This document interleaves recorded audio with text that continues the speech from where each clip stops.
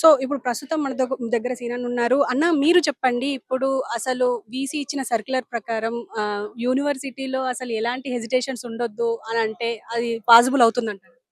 అసలు university vice chancellor తీసుకొచ్చినటువంటి సర్క్యులరే చాలా తప్పిదం అది. అది విద్యార్థుల హక్కులను కాలరాసే విధంగా ఉంది.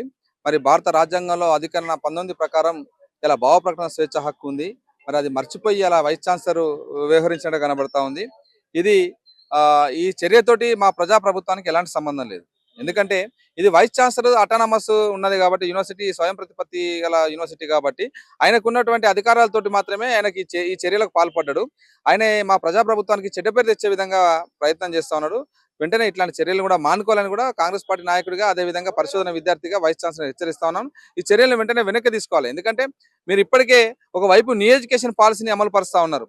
New education policy Bharatiya Janata party తీసుకొచ్చి ఈ దేశంలో బలవంతంగా రుద్దేటువంటి కార్యక్రమాన్ని ఇలా కాషాయీకరణ చేయడానికి కోసం, ఇలా విద్యను కాషాయీకరణ సాఫ్ట్వేరైజేషన్ చేయడం కోసం ఇలా ఒకవైపు ప్రయత్నం చేస్తా ఉంది. విద్యారంగంలో చాలా దుర్మార్గమైనటువంటి మార్పులకు తీసుకొచ్చేసి ఇలా వాళ్ళు చేస్తున్నటువంటి అరాచకాలన్నీ కూడా మనం చూస్తా ఉన్నాం. మొత్తం కూడా యూనివర్సిటీల మీద ఒక ఆధిపత్యాన్ని, పెత్తనాన్ని చెలాయించేటువంటి తీరు కూడా ఇలా భారతీయ జనతా పార్టీ దేశవ్యాప్తంగా చేస్తా ఉంది. కాబట్టి వాటన్నిటిని కూడా వ్యతిరేకిస్తూ ఇలా సౌత్ ఇండియాలో ఒక మూవ్మెంట్ నడుస్తా ఉంది. సౌత్ ఇండియా ఉన్నటువంటి రాష్ట్రాలన్నీ కూడా ఒక కార్యాచరణ కూడా దిగుతా ఉన్నాయి.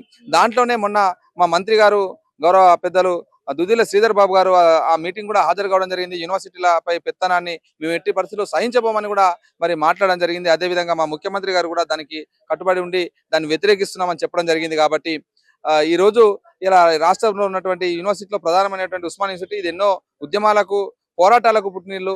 కాబట్టి తెలంగాణ రాష్ట్రం సిద్ధించింది అంటే ఇక్కడ ఉన్నటువంటి విద్యార్థి ఉద్యమాల పోరాటాల ఫలితంగానే రాష్ట్రం ఏర్పడ్డది. ఆ ఏర్పడ్డ రాష్ట్రంలో ఇలా సామాజిక ఇలా కోణంలో ఇలా మీకు వచ్చిన అవకాశాన్ని, ఈ చరిత్ర మీకు ఒక మంచి అవకాశాన్ని ఇచ్చింది వైస్ ఛాన్సలర్ గారు. దాన్ని మీరు వ్యర్థం చేసుకోవద్దని కూడా ఈ సందర్భంగా మేము వైస్ ఛాన్సలర్ చెప్తా ఉన్నాం.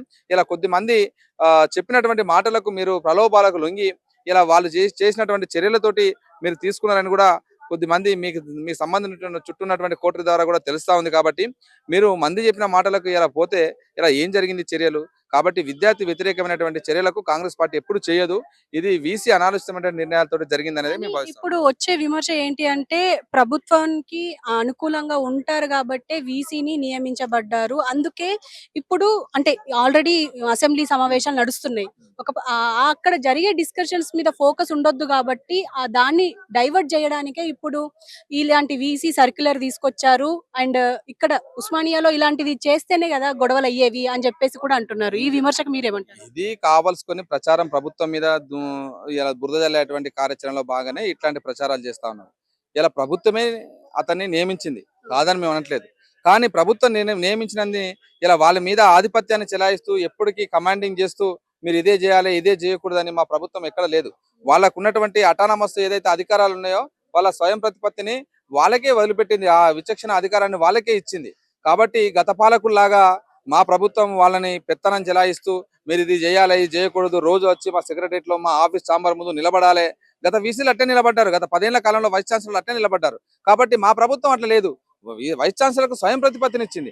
అయితే అతనికి ఉన్నటువంటి అధికారాల పరిధిలో నుంచి ఈ రోజు ఈ సర్క్యులర్ ఇవ్వడం జరిగింది.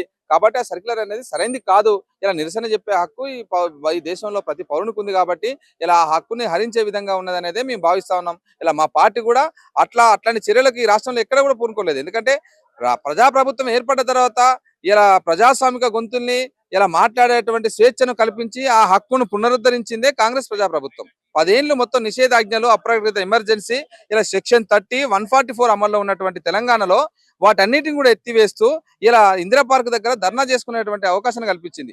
మరొక వైపు మా ముఖ్యమంత్రి రేవంత్ రెడ్డి గారు చాలా క్లియర్ గా చెప్పడం జరిగింది.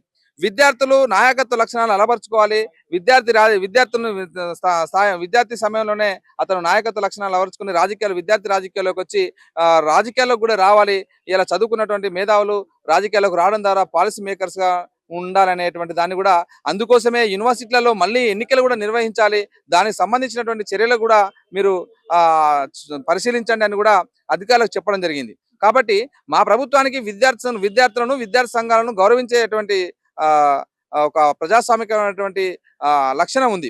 కాబట్టి ఇలా యూనివర్సిటీలో ఇలా విద్యార్థులు చాలా ప్రశాంతంగా ఉన్నారు. ఒకవైపు ఉద్యోగాల నోటిఫికేషన్లు వచ్చి ఆ ఉద్యోగాలను పారదర్శకంగా పరీక్షలు నిర్వహించి ఆ పరీక్ష ఫలితాలను కూడా వెల్లడించి ఇలా నియామక పత్రాలు కూడా ఇచ్చినటువంటి సందర్భం మనం 55,000కు పైగా ఉద్యోగాలు ఇలా నియామక పత్రాలు తీసుకొని ఉద్యోగులుగా జాయిన్ అయ్యారు.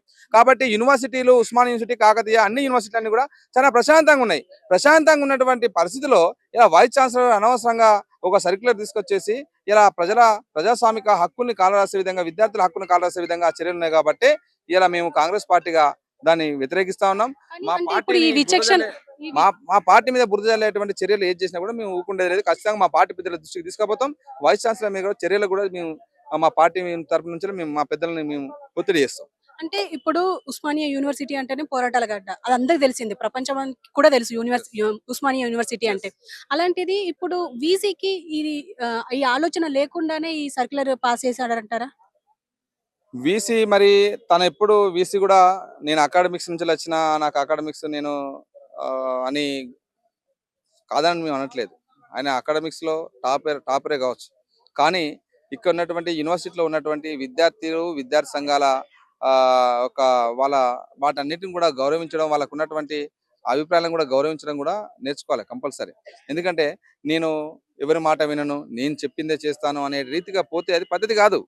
కాబట్టి ఇలా మా ప్రజాప్రభుత్వమే మీకున్నటువంటి సమస్యలు ఏమైనా ఉంటే రండి అని ప్రజాభవన్ ఓపెన్ చేసేసి అక్కడ మా డిప్యూటీ సీఎం గారు ఉంటారు, మా సీతక్క గారు ఉంటారు.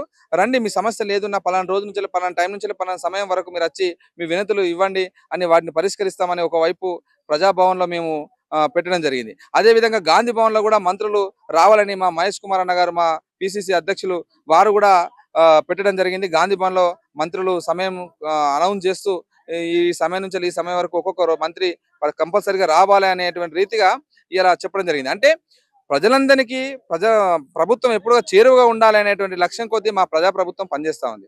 మరి వైస్ ఛాన్సలర్ గారికి ఎందుకండి ఈగో? నేను కలవను, విద్యార్థులు నన్ను కలవద్దు, మీరు ఏదున్నా మీరు ప్రిన్సిపాల్నే చూసుకోవాలి, లేకపోతే మీ హెడ్నే కలవాలి, ఇది సరైనది కాదు. ఇక్కడ సమస్య పరిష్కారం కానప్పుడు మాత్రమే వైస్ ఛాన్సలర్ దగ్గరికి వస్తారు. కాబట్టి దాన్ని మీరు గౌరవించాలి. ఏంది సమస్య ఏంది ఫస్ట్ వినాలి.